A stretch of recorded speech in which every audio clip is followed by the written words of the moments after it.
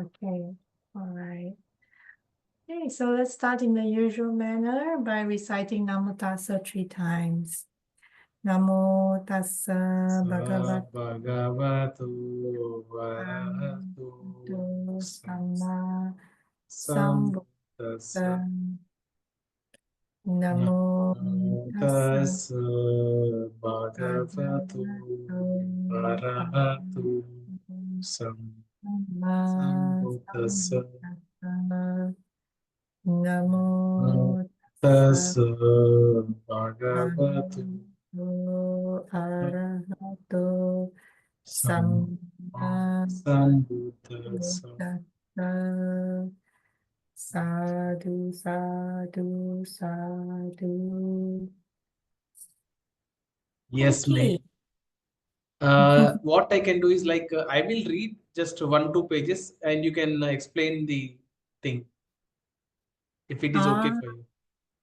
yeah, sure, yeah. Please, Yes. please. Finding the Dhamma. And we have Nanda Madam also. Nanda Madam also can read 1 page. After my reading, Nanda Madam can also read.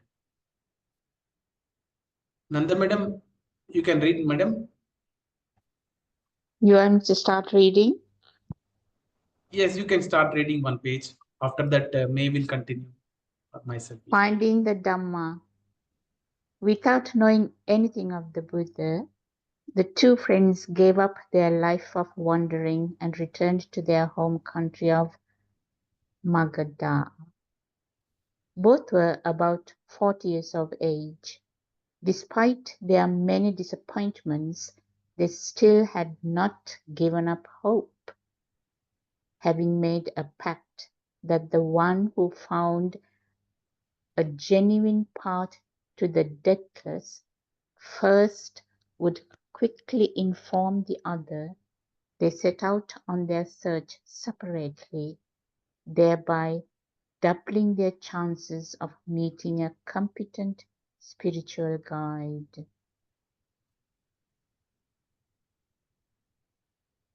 You want me to carry on?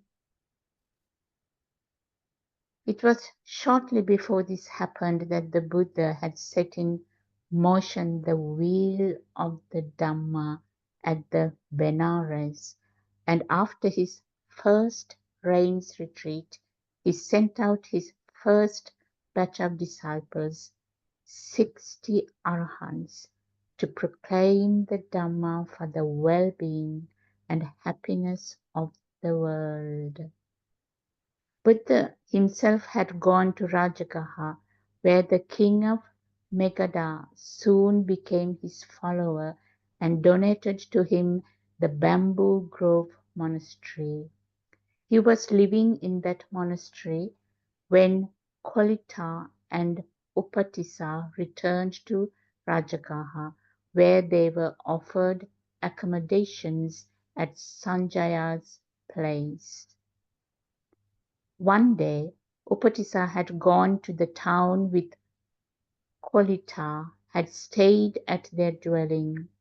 When Kolita saw his friend returning in the afternoon, he was struck with awe at the change in his friend's manner. Never before had he seen him so beatific.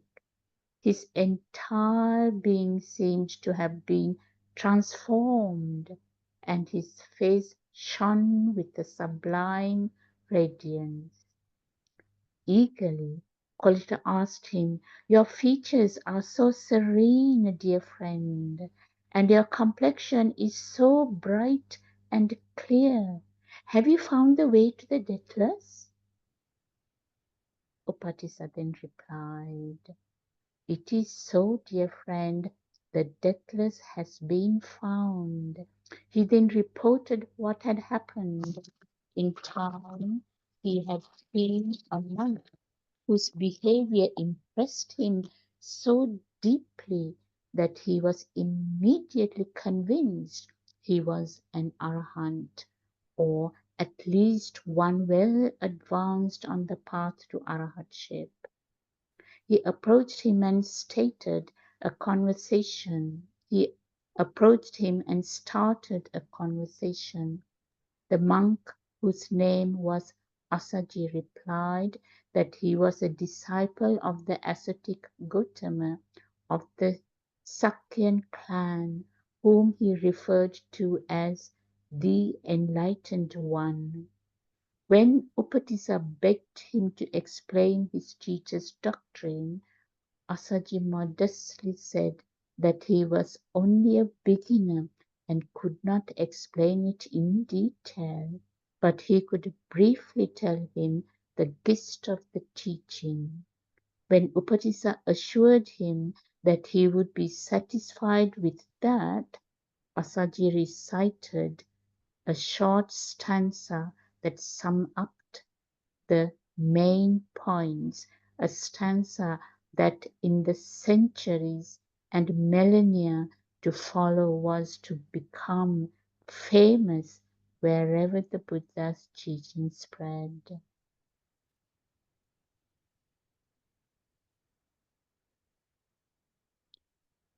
Of those things that arise from a cause, the Tathagata has told the cause, and also what their cessation is. This is the doctrine of the great recluse.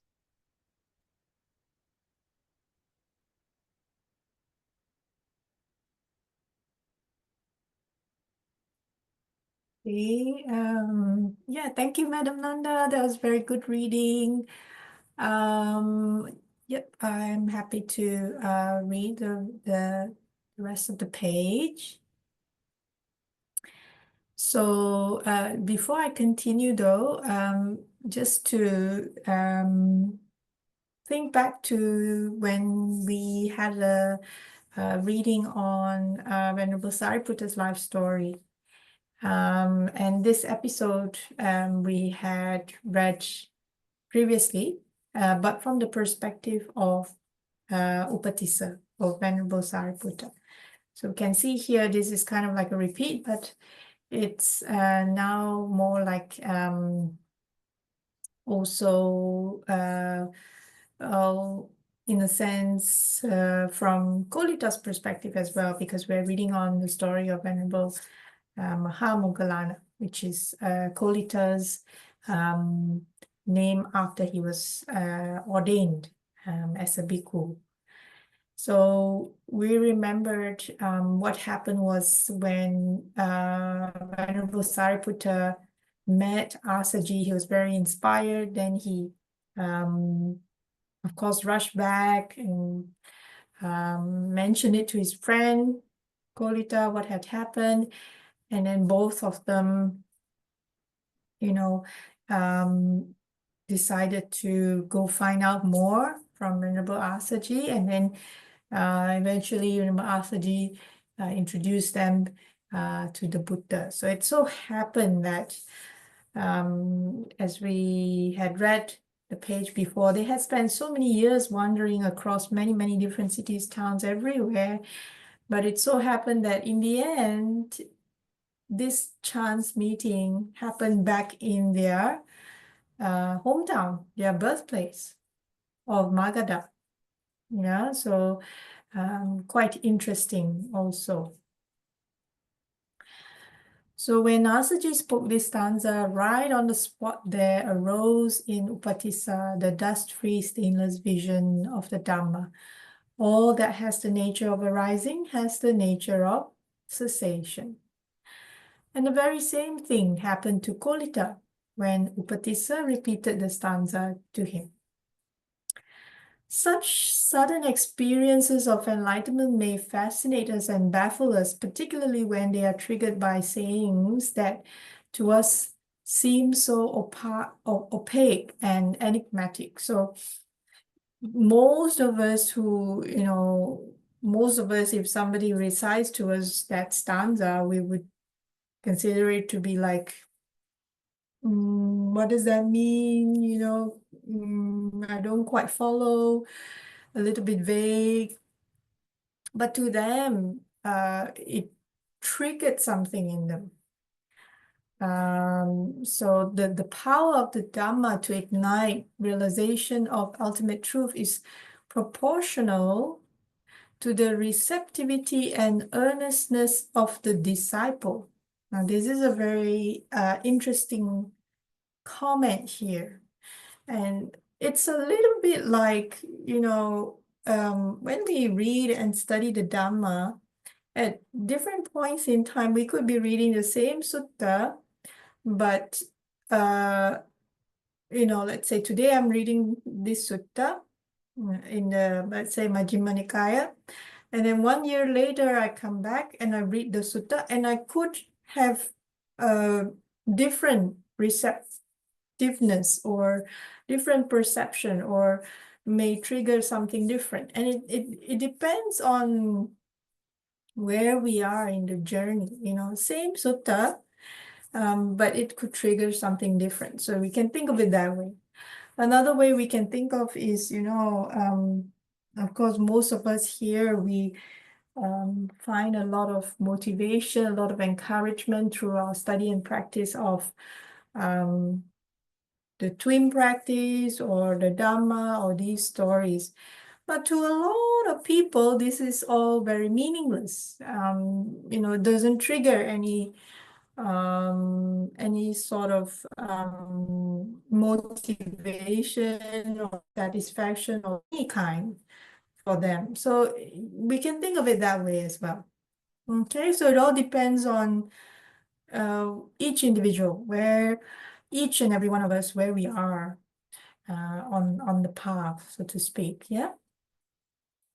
Okay, so for those who have long trained themselves in the disciplines of contemplation and renunciation, who have reflected deeply upon the impermanent and the deathless, and who are ready to relinquish everything for the sake of final deliverance, even a concise 4-line stanza can reveal more truth than volumes of systematic exposition.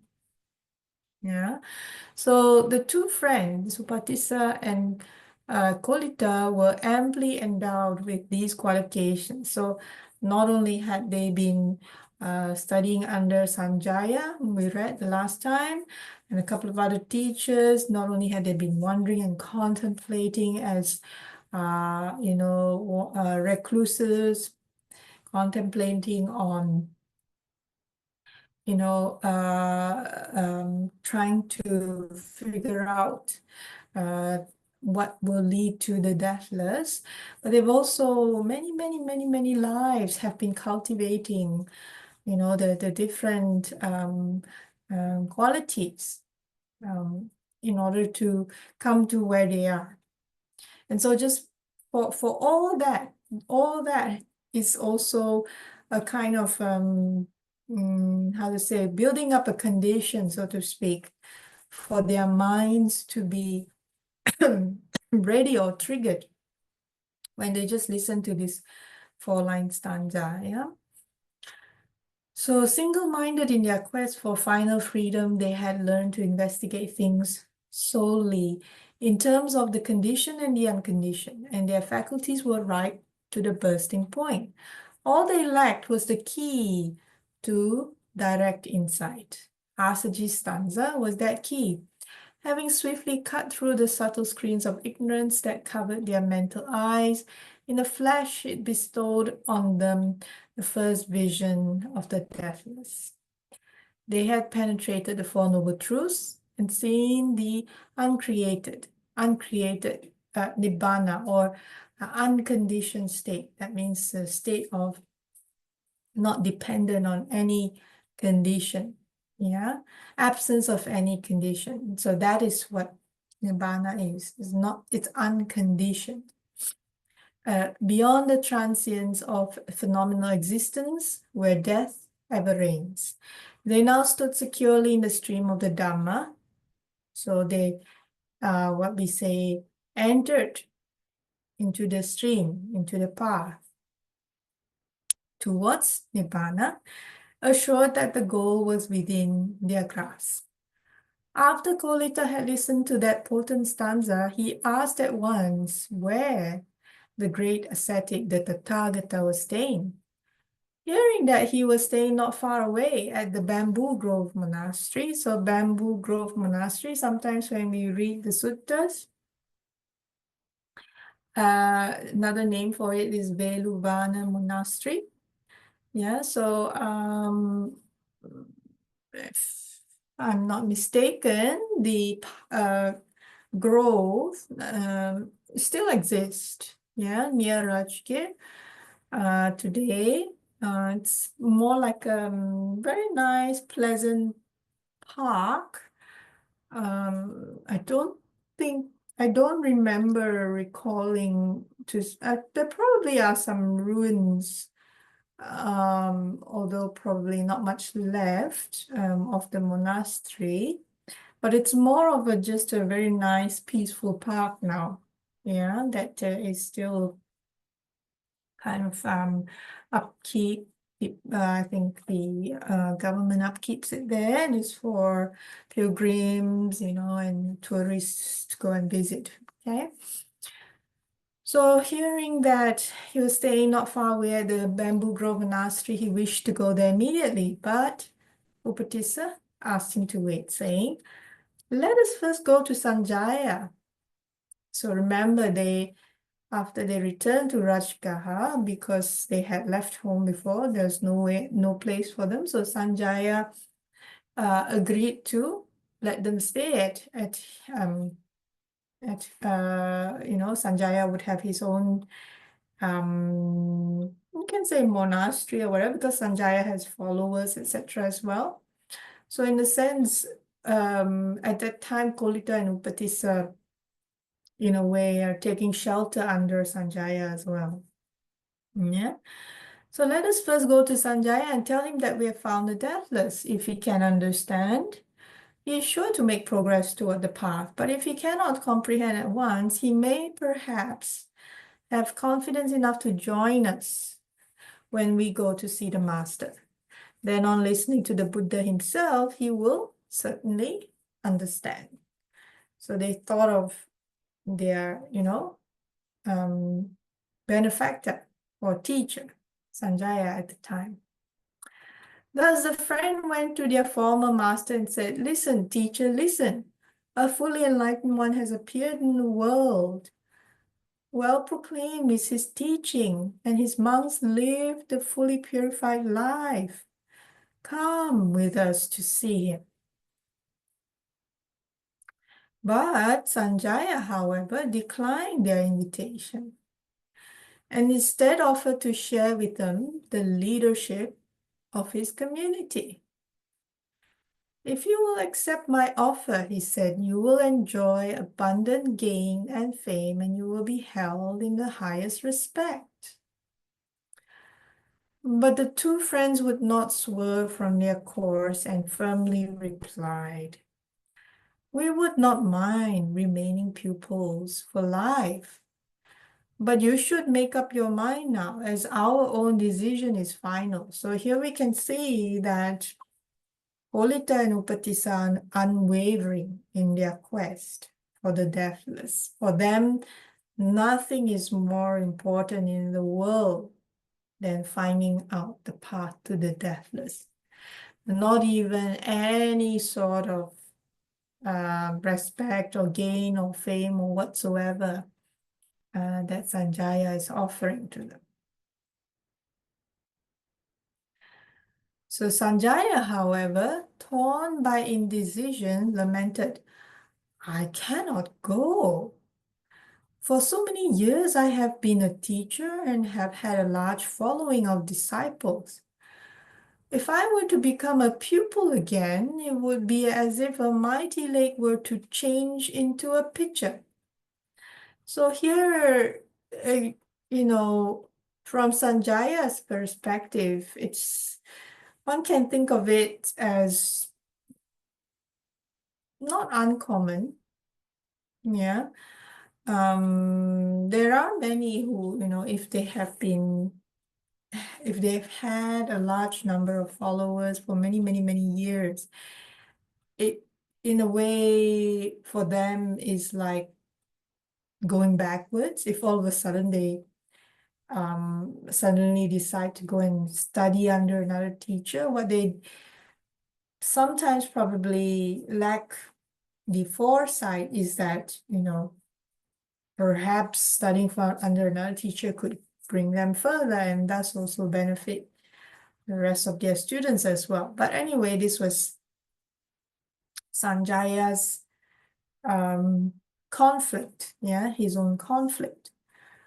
And thus conflicting motives contended within his heart. On one side, his longing for truth. On the other, the desire to preserve his superior status. But the latter prevailed, and he stayed behind.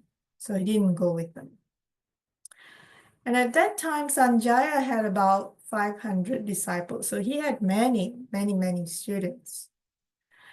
And when they learned that the two friends had decided to follow the Buddha, spontaneously, all of them wanted to join. But when they noticed that Sanjaya would not go, half of them wavered and returned to their teacher. Sanjaya, seeing that he had lost so many of his disciples, was so stricken by grief and despair that, as the texts tell us, hot blood spurted from his mouth. Well, whether hot blood did spurt from his mouth or not, we don't know, but you can imagine if all of a sudden, half of his students decided to leave him, it really, anger would have arose, or anxiety would have arisen as well, because the very reason why he didn't want to follow Kolita and Upatissa was because he was afraid he would lose his students. And now half of them are going. So it's like,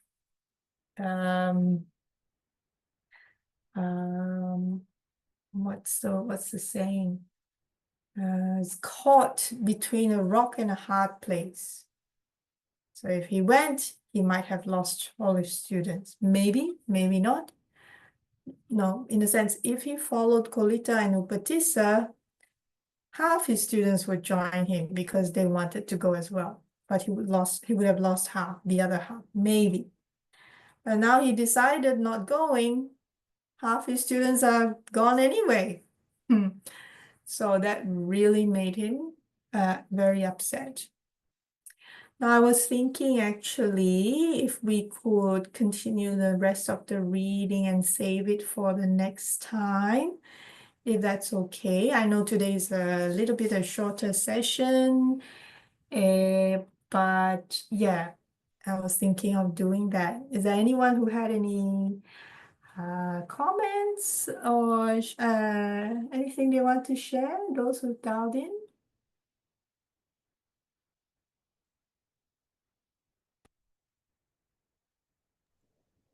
It's fine, May. Okay, I see Pai has a comment in the chat. Some other religions do touch upon impermanence, yes?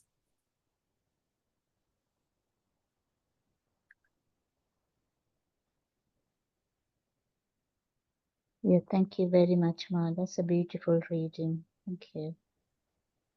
Yeah, thank you for sharing the reading as well, Madam Nanda. So it's very nice of Really, you. this reading will help in how they have realized getting the path of Dhamma, how they have come up, like they went to Sanjaya Belaputta and many other people. They have interacted, they have known something, and they have come forward. Then finally, they have met the blessed one. It's great.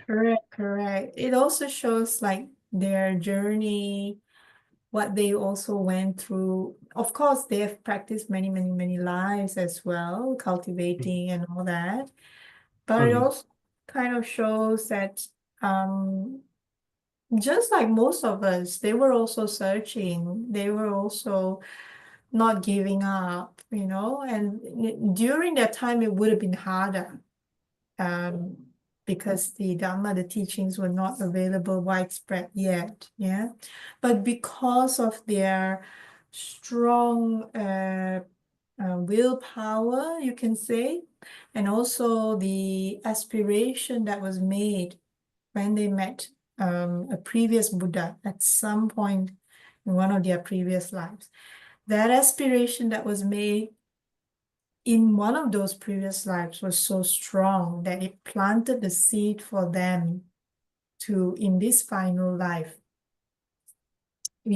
have the opportunity, the chance to meet the Buddha and then become enlightened and then also become the chief disciples of the Buddha. So it is a journey, yeah, and it's also, in a sense, personally, I find reading these stories is also a way to have a sense of not just motivation and inspiration, but also a sense of gratitude, for what they have done for us, because of their compassion, because of their energy, because of their strong willpower, they have left so much for the rest of us so that we can continue our own journey. If not for them, yeah, what would we be, right? So in a sense, of course, we are all grateful to the Buddha, but also we are grateful for these great arhats as well. So I'm just going to read a little bit. Pai has made a comment here. Some other religions do seem to touch upon impermanence, like Christianity. Like in Christianity, they have like a picture of a skeleton with a motto like. Yeah, so many religions or beliefs or faiths do touch upon impermanence, yes. What is different though with what the Buddha taught was just a couple of things. Basically, we can narrow it down to he taught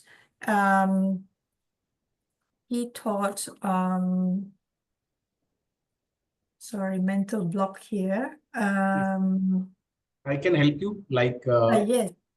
Oh, noble what I would truth. like to share is, Pai has asked a very good question. Like, how would you distinguish the two religions?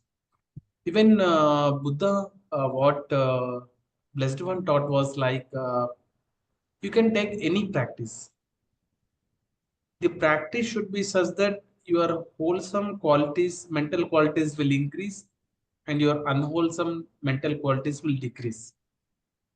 Any practice which makes you these things will definitely work you. I think this difference may be the helpful. Correct. And then I'm thinking back to, but I'll have to dig in the Majjhima Nikaya, this exact same question. Although the question was not on impermanence, the question was on, or could have been. Nanda Madam was also sharing something. Nanda Madam, would you like to share?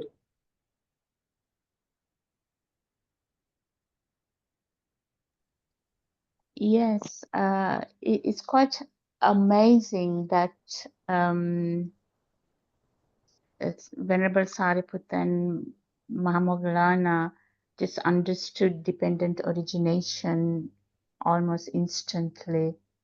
The core of Buddhism, as Mei said,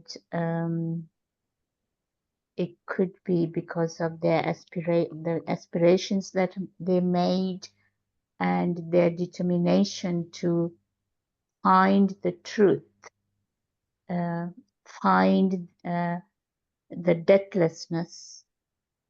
It is quite inspirational, actually, when I was reading it. It really stirs something in me, the amazing ability of the true Dhamma. As Mei said, it's so apparent.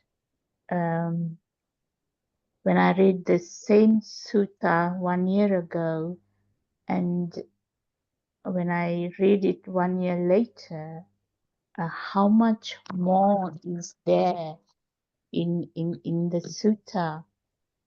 it is so amazing and very transformational. Thank you.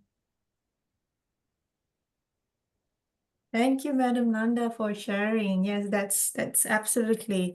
And it's a good sign, basically. It's a good sign that we are progressing along the path. And sometimes we don't feel like we do. But one of the good indicators of whether we are progressing along the path is whether simply we are happier or not. So, and whatever we do, whatever in our daily lives, we make tons of decisions every single moment, like, do I do this? Do I do that? What do I do, right? And we come into contact with different people around us in our lives. And I like to use the there's the Buddha taught us, whatever we do in our life, if that action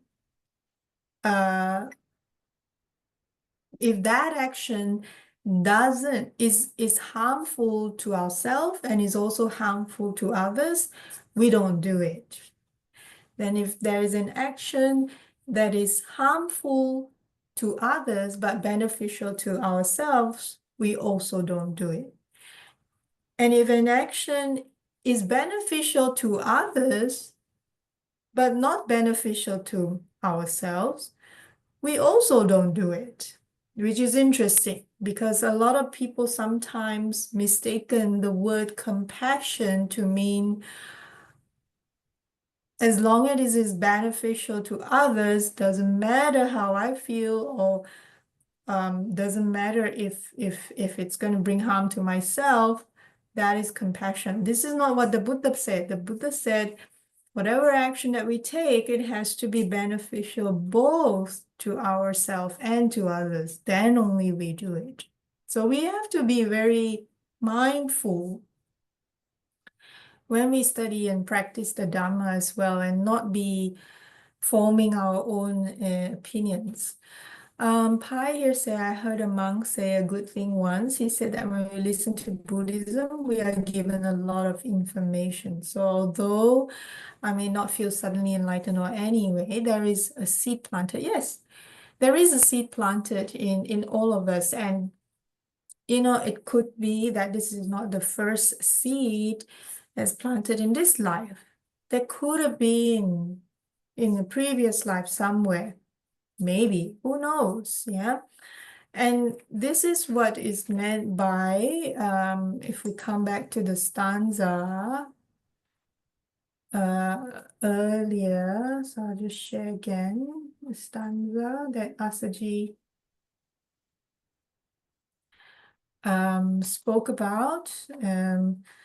Of those things that arise from a cause, the Tathagata has told the cause.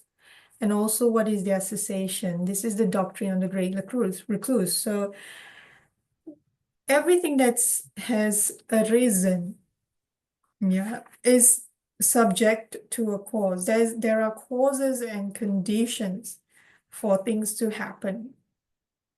Yeah, so for example, in the simplest sense, in this most basic sense, you can think of it as today there are a couple of us gathered here via Zoom online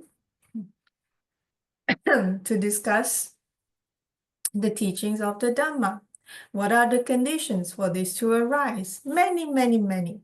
The conditions are, in the very basic sense, we have this app called Zoom that a company developed that enables us to do this.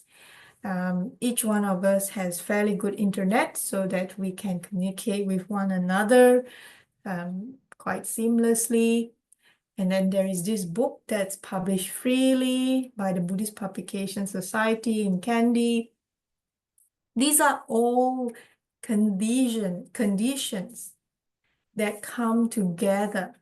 And Only when the causes and conditions come together and are ripe, then only can this section occur. So in a sense, we don't have to take things too seriously, of course, but also it is a good opportunity to be grateful, be grateful for the opportunity to have this session, to come together and to talk about the Dhamma and to discuss and share with one another. There is one sutta in the Majjhima Nikaya, but I can't remember off the top of my head. I will try and make it my homework so that the next time we have another reading, maybe at the start I can just read the beginning part of that sutta. In the setting of that sutta is some monks, during their alms round, they were confronted with disciples of another sect, who asked them, well, Buddhism talked about XYZ, and then we also talk about XYZ, so what is the difference? Yeah. And then the Buddha explains. So if you like, that shall be my homework. And we can have a little chat about it the next time we have a book reading, okay? I'm not sure yet next Sunday who will come online, but we shall see, okay? If we can't get in anyone, then we can continue with this. Great discussions. Let me see. I think I might have missed something here. So sort of mentioned, I felt that not just the words, but even the presence of an arahat, they could transmit more than just words. Like a person not knowing metta will feel good, but not knowing why he or she feels good in the presence of a person who's radiating metta. Yes, yes, and it's not just people, animals, for example, dogs, cats, birds, they can sense when there is metta around them, and also the opposite. They can sense when there is a very hostile person as well. Yeah. So animals are a good measure, dogs especially. Yeah. Okay, very good. So I hope that was beneficial for everyone. A little bit short today. But yeah, we can continue the next time. Okay? Thank you very much, Ma. Most welcome. I wish you all a very pleasant week ahead, and let's share some merits. Let me see if I can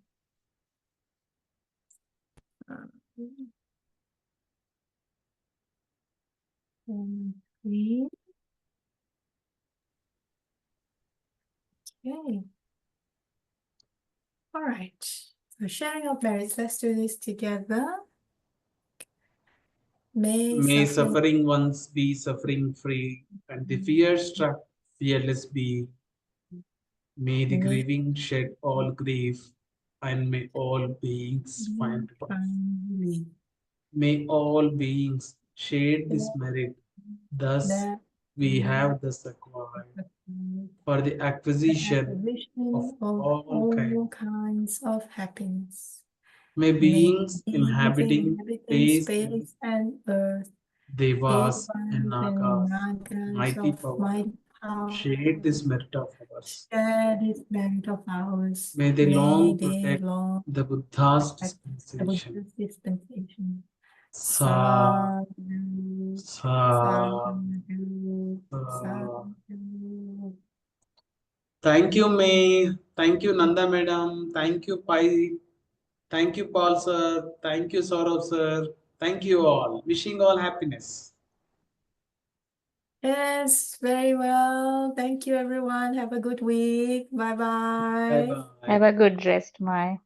Thank you. Bye.